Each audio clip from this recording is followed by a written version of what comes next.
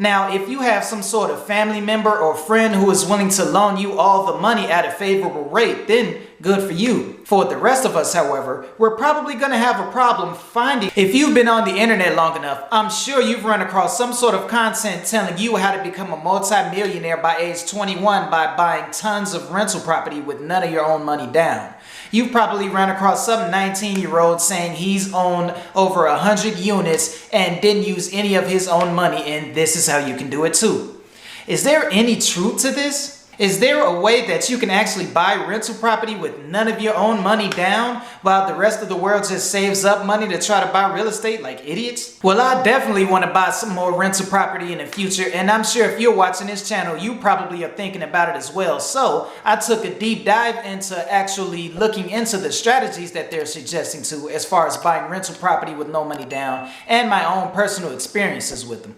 First, let's start by taking a look at the top 3 strategies that I ran across when researching how to buy rental properties with no money down. The first strategy was to simply just take over the seller's mortgage payments. The second strategy was to get the seller to finance the property for you. And the third strategy was to use a private money lender or a hard money lender.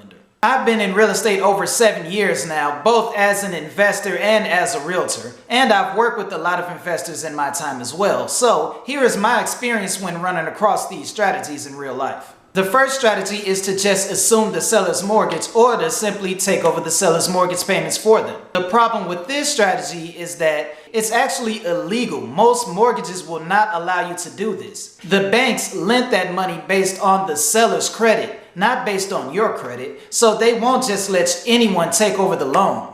If that were the case, then the majority of people wouldn't even go through applying for a mortgage in order to buy a home. They would simply let their parents buy a home because their parents are probably more stable financially, and then just simply assume the loan from there. Even if the lender were to allow you to take over the payments, the reality is most sellers wouldn't want to do that in the first place. When the seller's looking to sell their property, they're looking to cash out, so they're looking for a lump sum of money. They don't want to sit back and hope that you make the mortgage payments instead of them, because in that case, they essentially just become a landlord. So besides the fact that most lenders will not allow someone to just take over a seller's mortgage, you're going to have a hard time to convince a seller to even do that in the first place. The next strategy we have is to get the seller to finance the property for you.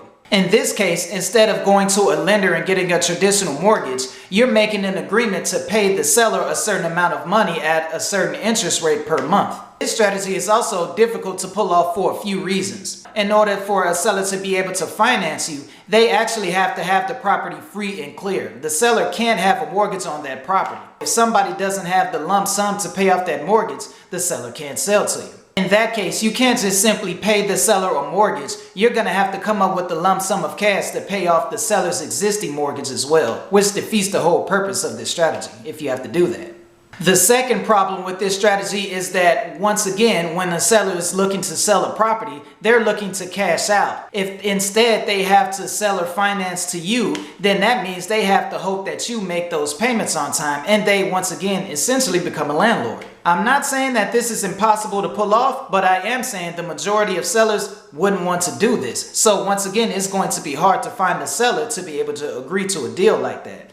Lastly, even if you were able to find a seller who would be willing to sell or finance, the terms of that loan are going to be a lot tougher than your average loan. The interest rate is most likely going to be a lot higher, and the loan is probably going to be due a lot sooner. It's not going to be a 30-year loan like your traditional mortgage. That will make the loan a lot riskier for you as a buyer, so if you do that, you better know what you're getting into.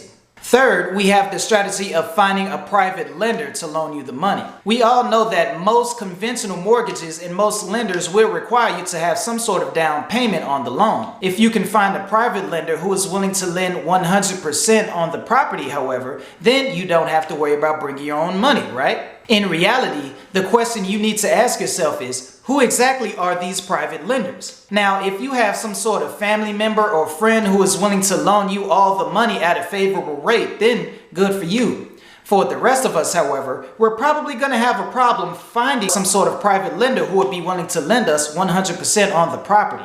Now, if you do your research, I'm sure you'll be able to find a bunch of companies who say they are private lenders and who will be willing to lend on a real estate project. Just like seller financing, or probably even worse, you're going to have harsh loan terms on them. The interest rates will probably be ridiculously high, and the loans will probably only have a term of 5 to 10 years. They most likely will not be a 30-year term. While it may be true that you can find a private lender who will be able to lend 100% on the property, by the time you look at the terms, you'll find out it'll be a very risky loan for you as a buyer. And once again, you better know what you're doing, otherwise you're going to end up in a ton of debt. If I were to sum up the strategies of buying rental properties with no money down that I ran across, I would say that they were either very difficult to pull off because most sellers wouldn't want to agree to that, or they would be very risky because the interest rates on the loan that you would get would be so high that it would pretty much eat away all your profits. Now, of course, I don't want to give you all this bad news about buying property with no money down without leaving you with some sort of solution. So if you want to know the cheapest way or the easiest way to get into rental properties, here it goes. Use an FHA loan, buy a 2 to 4 unit property, and live in one of the units while renting out the other. By using this strategy, which is called house hacking, you'll be able to get the lowest down payment option as well as the lowest interest rates that are out there because you're living in the property. Feel free to reach out to me if you have any questions or comments about these strategies, or if you're looking to buy rental property in Chicago.